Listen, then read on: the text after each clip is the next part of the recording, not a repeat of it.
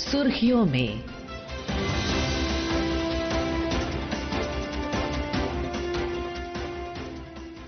नमस्कार। सुर्खियों में कार्यक्रम के आज के अंक में आपका स्वागत है। मैं हूं वैभव ज्योत्सना श्रीवास्तव। आज हम चर्चा करेंगे प्रधानमंत्री नरेंद्र मोदी की मलेशिया यात्रा के मुख्य बिंदुओं पर। हमारे साथ जुड़ रहे हैं पूर्व राजनयिक देवराज प्रधान जी। देवराज जी, आकाशवाणी स्टूडियोज में स्वागत है आपका। नमस्कार। इस महत्वपूर्ण चर्चा को आरंभ करने से पहले आइए सुनते हैं माननीय प्रधानमंत्री श्री नरेंद्र मोदी जी के शब्द। भारत और मलेशिया के संबंध बहुत विशेष हैं। हम मैरीटाइम नेबर्स हैं। सदियों से हमारे लोगों के बीच गहरे और आत्मीय रिश्ते रहे हैं। पिछले कुछ वर्षों में हमारे संबंधों ने एक नई रफ्तार पकड़ी है। हमारे बीच एनर्जी, इंफ्रास्ट्रक्चर और मैन्युफैक्चरिंग में सहयोग बहुत मजबूत हुआ है। डिजिटल इकोनॉमी, बायोटेक और आईटी में आपसी इन्वेस्टमेंट बढ़ा है। टूरिज्म और पीपल टू पीपल टाइज भी गहरे हुए। सिक्योरिटी के क्षेत्र में हम काउंटर टेररिज्म, इंटेलिजेंस शेयरिंग और मैरीटाइम सिक्योरिटी में सहयोग मजबूत करेंगे। हम रक्षा सहयोग को भी और व्यापक बनाएंगे। एआई और डिजिटल टेक्नोलॉजीज के साथ साथ हम सेमीकंडक्टर, हेल्थ और फूड सिक्योरिटी में साझेदारी को आगे बढ़ाएंगे। आज आयोजित सीईओ फोरम ने ट्रेड और इन्वेस्टमेंट के नए अवसर खोले। हम स्ट्रेटेजिक ट्रस्ट से इकोनॉमिक ट्रांसफॉर्मेशन का रास्ता बनाएंगे। देवराज जी, माननीय प्रधानमंत्री की मलेशिया विजिट कितनी जरूरी है और ग्लोबल अनिश्चितताओं के इस दौर में भारत के लिए, पूरे साउथ एशिया के लिए और मलेशिया के लिए ये विजिट कितनी जरूरी है, इस पर आपके विचार? मेरे विचार में माननीय प्रधानमंत्री की जो विदेश यात्रा थी बहुत ऐतिहासिक है और महत्वपूर्ण है। कारण पहले तो प्रधानमंत्री जी की ये तीसरी यात्रा है और फर्स्ट विदेश यात्रा 2026 में मलेशिया के लिए। मलेशिया ऐसे है भारत के लिए बहुत महत्वपूर्ण है। मैरीटाइम नेबर, जैसे कि प्रधानमंत्री ने बोला, मैरीटाइम नेबर के हिसाब से और एशिया पैसिफिक के, इंडो पैसिफिक के विजन महासागर में और भारत के एक्ट ईस्ट पॉलिसी में। जैसे कि प्रधानमंत्री जी बोला कि जो ट्रेडिशनल सेक्टर में डिस्कशन हो चुका है, जैसे कि वाणिज्य हो, निवेश हो, सुरक्षा हो, प्रतिरक्षा हो, लेकिन बहुत सारे नए एरिया में हम अभी डिस्कशन हुआ है और बहुत सारे एग्रीमेंट भी साइन हुए जो हमारे संपर्क को और गहरा और ऊंचाई में ले जा चुका है। देवराज जी, भारत विश्व गुरु से विकसित देश बनने की दिशा में अग्रसर है। पूरे ग्लोबल साउथ के लिए एक लीडर के तौर पर उभरा है। भारत एक एलाय है, एक भरोसेमंद दोस्त रहा है। भारत ने कभी किसी देश पर दबाव नहीं डाला और ये बात धीरे धीरे पूरे विश्व में मानी जा रही है। ये बात पूरे विश्व में अब कायम हो चुकी है। आइए सुनते हैं प्रधानमंत्री जी ने भारत, मलेशिया और आसियान पर और आने वाले समय में विकास, शांति और प्रगति की राह पर क्या कहा।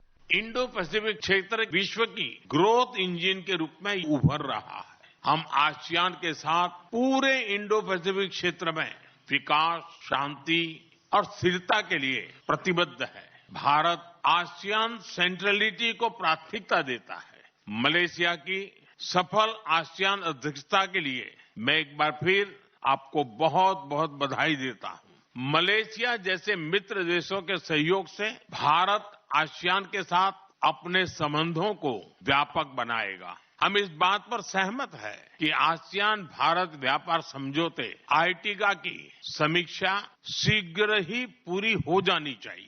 देवराज जी, प्रधानमंत्री ने कहा कि विकास, शांति और प्रगति में भारत हमेशा साथ है। उन्होंने कहा कि आसियान की सेंट्रलिटी मतलब आसियान को केंद्र में रखकर इंडो पैसिफिक रीजन की जो विकास दर है वो न केवल इस क्षेत्र के लिए बल्कि पूरे विश्व के लिए बेहद जरूरी है। आपके विचार सर?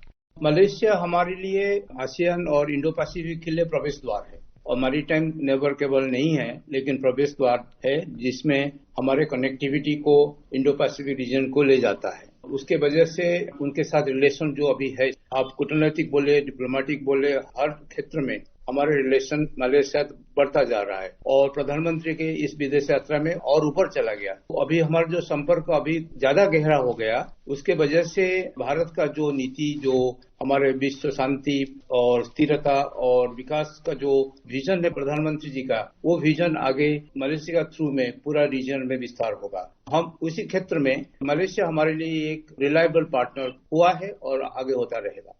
सबसे पहले अगर हम मैरीटाइम सिक्योरिटी की बात करें, सबसे पहले हम बात करें इंटेलिजेंस की, काउंटर टेररिज्म की, किस तरीके से भारत जैसे मजबूत देश की दोस्ती मलेशिया पूरे दक्षिण एशिया, दक्षिण पूर्वी एशिया या किसी भी देश के लिए बेहद महत्वपूर्ण बन जाती है।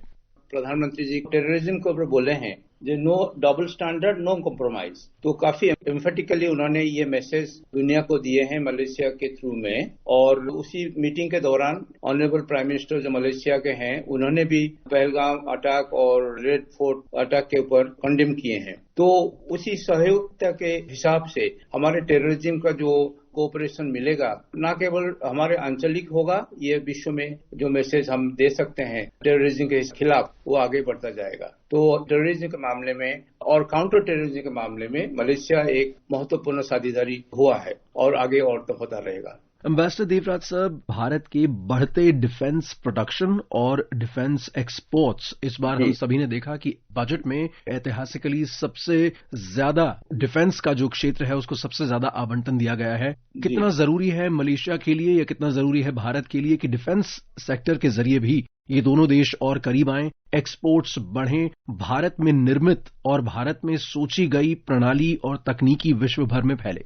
ऐसे तो देखा जाए कि भारत और मलेशिया के बीच में प्रतिरक्षा और सुरक्षा को लेके जो कोऑपरेशन एग्रीमेंट पहले हुआ है, वो काफी मल्टीफैसेटेड हो चुका है। आपके अमेरिकी एक्सरसाइज से शुरू करके मिलिट्री ट्रेनिंग हो या डिफेंस इंडस्ट्रियल कोऑपरेशन हो, वो काफी आगे जा चुका है। जैसे फर्स्ट रीजनल ऑफिस HAL का वहां पे स्थापित हुआ है कुआलालंपुर में, और इवन रक्षा मंत्री और अन्य मंत्री के एक्सचेंज हुआ है विजिट का। और उसके अलावा जैसे कि नेवल विजिट्स का पोर्ट ऑफ कॉल करना है और ट्रेनिंग एक्सरसाइज होना है, सामरिक एक्सरसाइज होना है, जो डिफेंस एक्सपो है उसमें पार्टिसिपेट करना है। जितना हो सकता है जो प्रतिरक्षा और सुरक्षा के केस में, तो वो काफी कोऑपरेशन और एक्टिविटीज आगे हो चुका है। प्रधानमंत्री जी ने एक और सेक्टर के बारे में जिक्र किया, ये क्षेत्र है फूड सिक्योरिटी का। ये सेक्टर है एग्रीकल्चर से जुड़ा हुआ, किसानों की आय से जुड़ा हुआ, और भारत के एग्रीकल्चरल एक्सपोर्ट्स को बढ़ावा देने की बात है। किस तरीके से भारत के एक्सपोर्ट्स और बढ़ सकते हैं? देखिए, दोनों भारत और मलेशिया इंडस्ट्रियलाइज नेशन होने के बावजूद भी एग्रीकल्चर का मेन फाउंडेशन है, और एग्रीकल्चर क्षेत्र में हमारे दोनों देश में काफी कोऑपरेशन सहयोग रह चुका है और बहुत सारे एक्सपोर्ट इंपोर्ट होती है।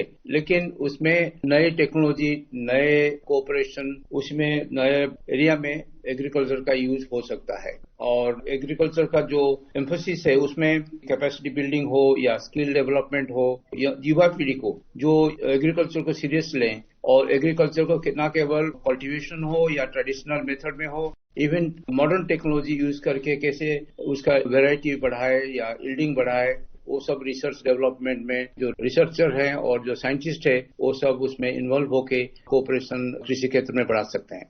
देवराज जी, इस यात्रा में ये भी बात की गई कि इस वाणिज्य को और किस तरीके से बढ़ावा दिया जाए कि भारत में बने हुए उत्पाद, माल और ये जो सेवाएं हैं, ये और ज्यादा विस्तार करें। जितने भी ऐसे महत्वपूर्ण समझौते हैं, वो भारत के वाणिज्य क्षेत्र के लिए कितने महत्वपूर्ण साबित हो सकते हैं?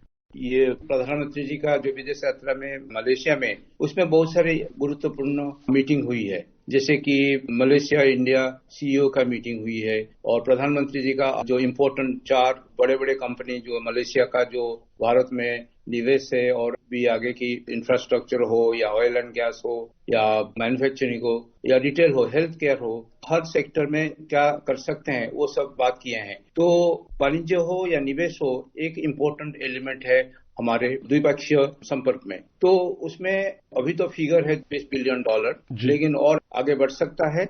एम्बेसडर साहब, CEO फोरम जैसे इनिशिएटिव्स क्यों जरूरी हैं भारत और मलेशिया जैसे देशों के लिए या किसी भी देशों के लिए? क्या लाभ मिलता है इन देशों को और इन देशों की अर्थव्यवस्था को CEO फोरम्स जैसे इनिशिएटिव से? प्रधानमंत्री जी का जो विदेश नीति का एक मेन आधार है इकोनॉमिक डिप्लोमेसी, अर्थनैतिक कूटनीति। तो उसमें एक हमारे जो इकोनॉमिक प्रोग्रेस हो, भारत का डेवलपमेंट और प्रोग्रेस हो, समृद्धि हो, ईज ऑफ डूइंग बिजनेस हो, या प्रधानमंत्री जी का जो विजन है, इनिशिएटिव है, तो उसको आगे करके और जो सीईओ फोरम में ये बातचीत हुई, तो उसमें भारत में लोग आके ज्यादा निवेश कर सकते हैं, ज्यादा इन्वॉल्वमेंट हो सकते हैं। अभी देखिए तो तकरीबन मलेशिया का जो निवेश है तकरीबन 3.3 बिलियन का है, भारत का 2.62 बिलियन का है, तो और बढ़ सकता है। दोनों देश का जो कैपेसिटी है, दोनों देश का जो एंटरप्रेन्योरशिप है, और जब भी प्रधानमंत्री स्टार्टअप के बारे में बोले हैं और स्टार्टअप का डेलीगेशन उनके साथ थे, तो सिर्फ मीटिंग नहीं है, तो उन्होंने जो कंक्लूजन किए थे, कंक्लूजन में जरूर बिल्कुल होगा कि जो रिकमेंडेशन उन्होंने सीईओ वाले ने दिए होंगे, ये पोटेंशियल क्या है, अगर कुछ हैंडीकैप्स है या डेफिशिएंसी है वो भी हाईलाइट किया होगा। लेकिन ये आगे प्रोग्रेस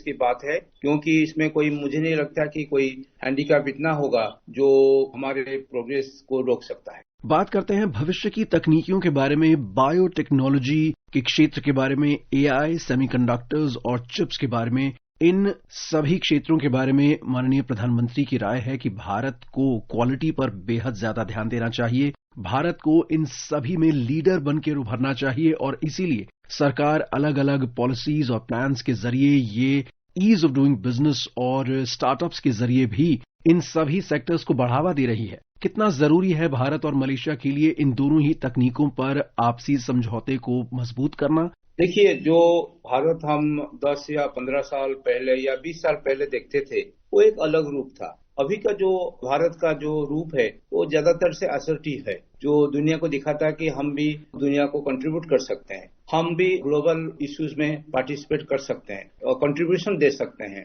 तो समय के साथ जो पारंपरिक टेक्नोलॉजी था वो धीरे धीरे चेंज होता गया। हम देखिए जैसे कि आर्टिफिशियल इंटेलिजेंस 2 साल तक कुछ नहीं था, अभी तो हर कोई यूनिवर्सिटी और स्टूडेंट आर्टिफिशियल इंटेलिजेंस से कम बात नहीं करते हैं। तो टेक्नोलॉजी के साथ आगे बढ़ना चाहिए। टेक्नोलॉजी के साथ अब अगर आगे नहीं बढ़ेंगे तो देश का प्रगति और समृद्धि होगा नहीं, और जो दूसरे देश के साथ हम समृद्धि करना चाहते हैं वो भी नहीं आगे बढ़ेगा। तो जो नए एरियाज प्रधानमंत्री जी ने हाईलाइट किए हैं वो जरूरी है न केवल भारत के समृद्धि के लिए और द्विपक्षीय समृद्धि के लिए भी जरूरी है। और इवन ग्लोबल स्टेज में अगर हम लोग ये सब न्यू टेक्नोलॉजी को आगे अडॉप्ट नहीं करते हैं या यूज नहीं करते हैं, जो प्रधानमंत्री जी का मिशन है विकसित भारत एट 2047, वो स्लो प्रोसेस में बदल जाएगा। अगर हम लोग नए एरिया में नए रिसर्च, टेक्नोलॉजी, इनोवेशन सब कुछ करेंगे, एआई हो या डिजिटल टेक्नोलॉजी हो, सेमीकंडक्टर हो, इवन हेल्थ हो, फूड सिक्योरिटी हो, बहुत सारे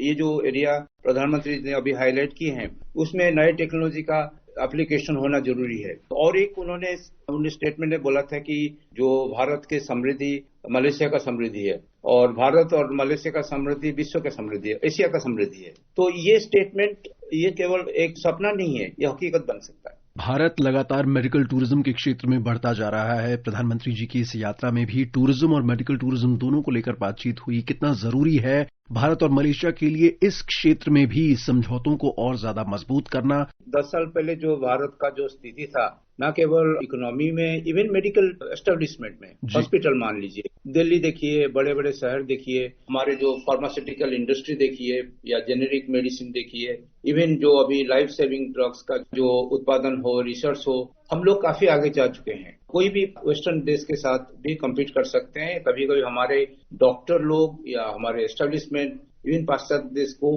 कंपेयर कर सकते हैं। न केवल टूरिज्म है, मेडिकल टूरिज्म का बहुत पॉसिबिलिटी है। बाहर से लोग आते हैं, ट्रीटमेंट लेते हैं, कि इवन यूएसए से लोग आते हैं इंडियन ओरिजिन के लोग, क्योंकि यहाँ पे हमारे रिजनेबल कॉस्ट है और इमीडिएट अटेंशन मिलता है। जो बाहर के देश में एक अपॉइंटमेंट मिलना एक डिफिकल्ट, जैसे कैंसर ट्रीटमेंट हो, इवन बाईपास सर्जरी हो, तो हमारे यहाँ तुरंत हो जाता है। और मेडिकल टूरिज्म बढ़ेगा क्योंकि ऑलरेडी हमारे टूरिज्म सेक्टर में ऑलरेडी कम्युनिकेशन है दोनों। वहाँ से हमारे लोग बहुत जाते हैं वहाँ पे मलेशिया, इवन वियतनाम तक घूमने जाते हैं, वहाँ से भी लोग आते हैं। तो ऑलरेडी लोग हमारे सिस्टम को पहचानते हैं। मेडिकल टूरिज्म का भविष्य काफी उज्जवल है। बिल्कुल, हमें पूरी उम्मीद है कि भारत और मलेशिया के रिश्ते यूं ही मजबूत बनते रहेंगे और भारत बहुत जल्द विकसित देश के रूप में उभरेगा। एम्बेसडर देवराज जी, आप हमारे साथ आकाशवाणी के स्टूडियोज में जुड़े, इतनी महत्वपूर्ण चर्चा में आपने भाग लिया, आपका बहुत बहुत धन्यवाद सर। बहुत बहुत धन्यवाद। इस कार्यक्रम को आप हमारे mobile app news on AIR और YouTube channel news on AIR official पर भी सुन सकते हैं। सुर्खियों में